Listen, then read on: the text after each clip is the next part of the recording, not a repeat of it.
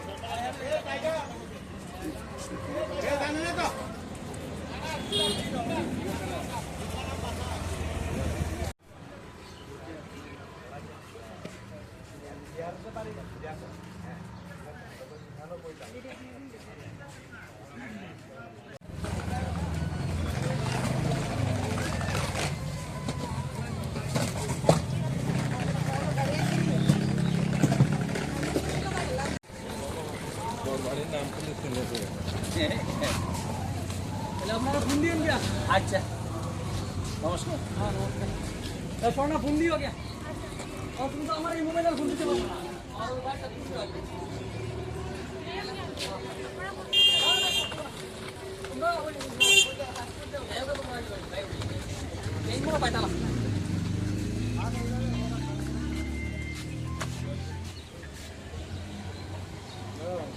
Bag tag सब देखे नहीं हो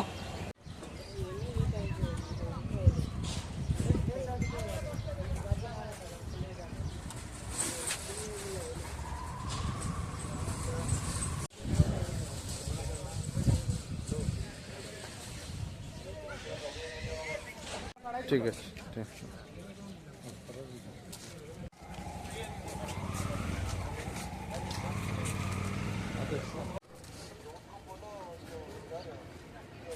सर किस चैनल पे कौन से हेलो हाँ बुलबुलिया हाँ बोलो नहीं हाँ सर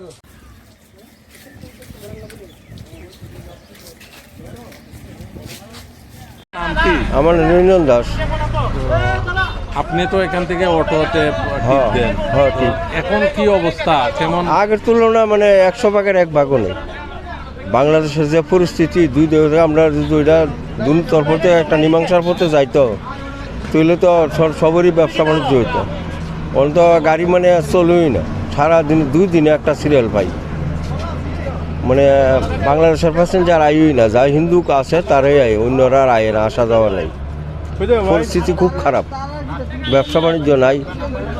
আর এখানে হিন্দু মুসলমান একটা দাঙ্গা, আমরা চাই যে দুই পক্ষে থাকা যাতে এটা দুটো সংশোধন করে দুটো দেশে উপভোক্ত মিললা দুটো শান্তি শৃঙ্খলাভাবে থাকে, তাহলে তো সবেরই ব্যবসা বাণিজ্য বাংলাদেশের রইব, আমরা রইব।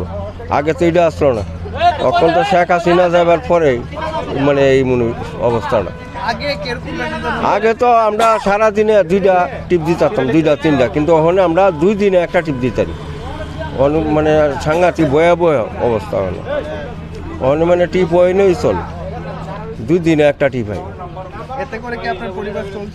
না না, খুব কষ্টে চলতেছি, ব্যবসা বাণিজ্য নাই। তারপরে ওই বন্ধন নিয়ে গাড়ি ঘোড়া লো হয়েছে যারা, তো তারা খুব সংকট।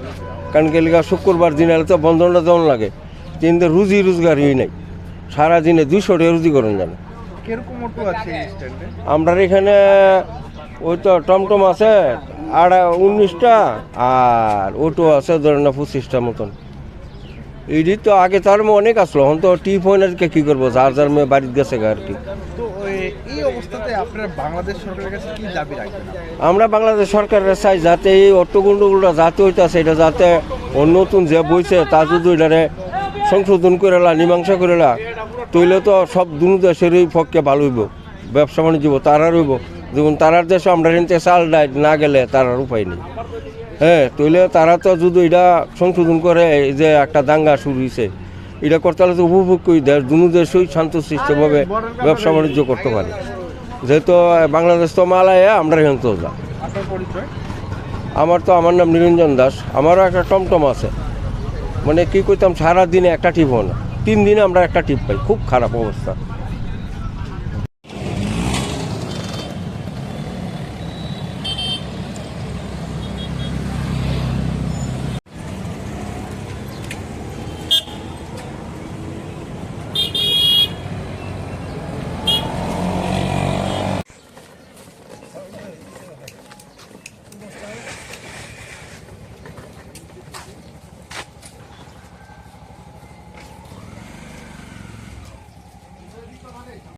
ভালো থাকবেন।